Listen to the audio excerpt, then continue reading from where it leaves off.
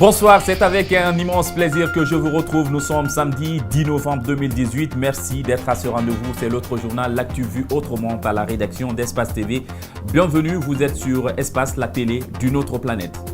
À voir avec nous ce soir le grand oral d'Alouseni Makanera Biaké devant la presse cette semaine. Conférence au cours de laquelle l'ancien ministre de la Communication, ancien porte-parole de l'opposition, bref, ancien griot du chef de file de l'opposition s'est exprimé sur son passé et son actualité politique. Nous allons le découvrir davantage. Il va célébrer ses 10 ans de carrière les 17 et 18 novembre prochains. C'est dans quelques jours. Manékan DJ Ousmane Ziakiou Kamara a.k.a. Oudi Premier s'est confié à nous. Son histoire et ses rêves dans un entretien a donné des vertiges. Il sera l'invité de l'interview de Calais.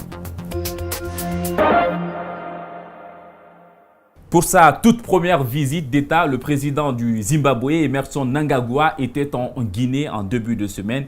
Il a été décoré par son homologue guinéen, Ordre national du mérite. Ce n'était pas gagné si c'était pour le convaincre de manger le piquant piment de Mamou. Alpha Condé, il connaît l'histoire. Lorsque le président Mugabe est venu au Ghana, il était avec lui. Il n'était pas encore président. Il faut parler à l'anglais. Désolé, il ne parle pas anglais. Alors déjà, on a un traducteur. Je crois qu'on va le laisser nous raconter cette histoire de piment avec le président Mnangagwa. Le président Mugabe mange du piment, lui ne mange pas du piment. Donc quand on faisait le plat du président Mugabe, on était obligé de faire son plat parce qu'il ne mange pas du piment. À la faveur de cette visite d'État, 4 accords ont été signés. Un accord cadre de coopération, un accord sur la mise en place d'une commission mixte, un accord sur l'exemption réciproque de visa pour les titulaires de passeports diplomatiques et de services, un accord pour des consultations diplomatiques. Alors, la signature a été exécutée par les ministres des Affaires étrangères des deux pays et s'est déroulée sous les yeux des deux présidents. Les deux ministres ont dû souffrir le martyre à cause des exigences du protocole. Signé, serrer la pince, photo pour la presse, signé, serrer la pince, photo pour la presse, signé, serrer la pince, photo pour la presse, signé, serrer la pince, photo pour la presse. Heureusement que c'était seulement que 4 accords.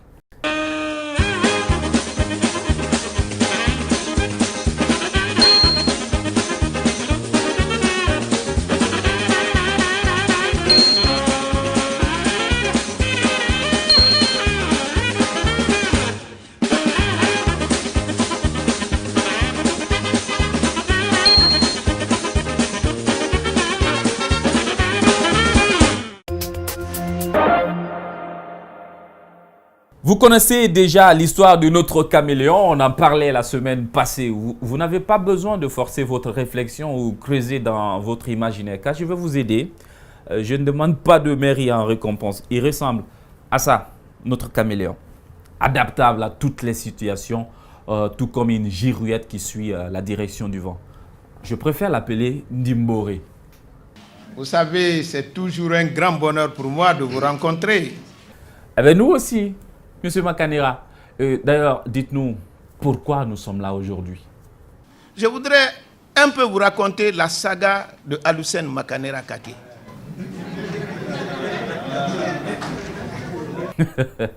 Votre saga. Nous vous écoutons. Je suis né le 10-12-1962 dans un petit village. Contrairement à ce que officiellement on vous dit né à Boké, je suis né à Koundinde, à moins d'1 kilomètre de Bel Air. C'est là-bas que je suis né. Ma famille, c'est une famille commerçante. En 1991, oui, vous aviez 29 ans à l'époque. Je m'engage en politique après mes études que je considère brillantes. Puisque j'ai commencé mes études en 1971 à Koufeng, dans une petite île encore. Aucun véhicule n'est jamais arrivé là-bas. C'est là-bas que j'ai commencé. Vous avez un témoin? Quelqu'un d'autre connaît cette saga? J'ai un camarade de promotion qui fait le même métier que vous. Raphaël Maguette Bangoura. Il est à la RTG. Il peut être mon témoin. J'ai fait 15 ans d'études sur 17. Ok, il viendra témoigner. C'est quoi la suite de la saga? À la faveur de l'événement du CNDD au pouvoir, je participe à la prise du pouvoir.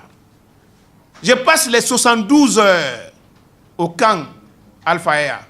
Et vous jouez quel rôle dans cet épisode du camp? j'apportais de l'argent, de la sardine et du pain pour la troupe.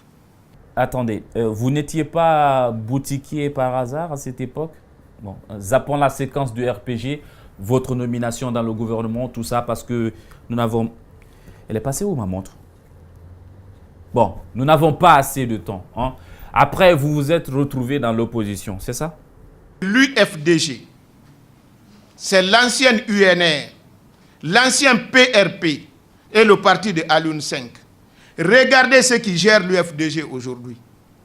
Allez dans les archives, regardez les anciens responsables de l'UNR, du PRP. Vous allez voir si vous allez trouver certains là-bas. Tous ceux qui décident. C'est ce que vous appelez Constance? C'est ce que vous appelez Constance? Vous avez, avec la perte de mémoire, vous avez tué notre démocratie chez nous. Vous êtes un politique inconstant, dit-on. Comment réagissez-vous à cela?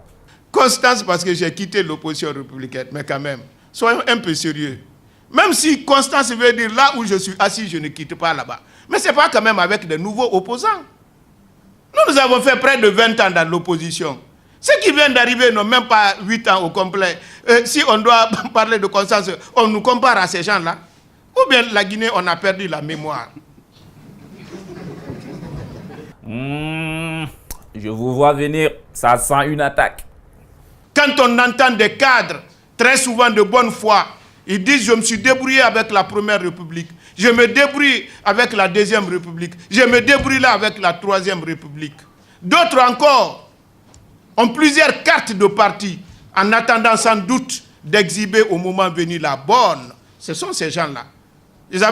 Celui qui ose vous dire là, je n'étais plus dans aucun parti politique, il était ministre, il était premier ministre. Vous pensez qu'il n'avait pas une carte de PIP?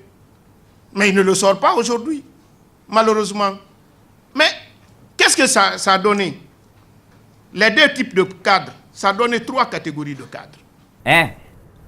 3 catégories de cadres? 3 catégories de cadres. Ok. On va les citer. Première catégorie.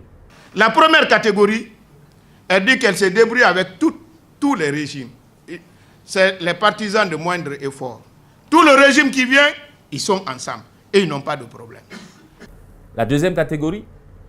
Deuxième catégorie de cadres, ce sont ces cadres-là qui ont sérieusement amassé de l'argent. Ils sont sur des fortunes qui représentent plusieurs milliers d'années de leur salaire. Ils ont trouvé maintenant qu'ils ne méritent pas être ministre sauf président de la République. C'est pourquoi dans tous les partis politiques, si on ne les choisit pas président, ils ne restent pas. La troisième catégorie, la dernière. Et troisième catégorie, c'est ceux-là qui ont accepté de faire violence sur eux-mêmes, accepté de perdre leur carrière, leurs affaires, pour voir le pays pour une conviction. Ils ne sont pas nombreux. D'accord. Et vous vous trouvez dans laquelle de ces catégories? Je fais partie de cette race. Une dernière question, certainement. On a l'impression que vous êtes déficient auditif. Pourquoi vous parlez toujours fort? C'est ma manière de parler. Pour la petite histoire, mon père est tombé malade quand j'étais très jeune. Donc il était un peu dur d'oreille. Il n'entendait pas. On parlait fort à la maison pour le faire comprendre. Une courte pause pour la réclame. À tout de suite pour la deuxième partie.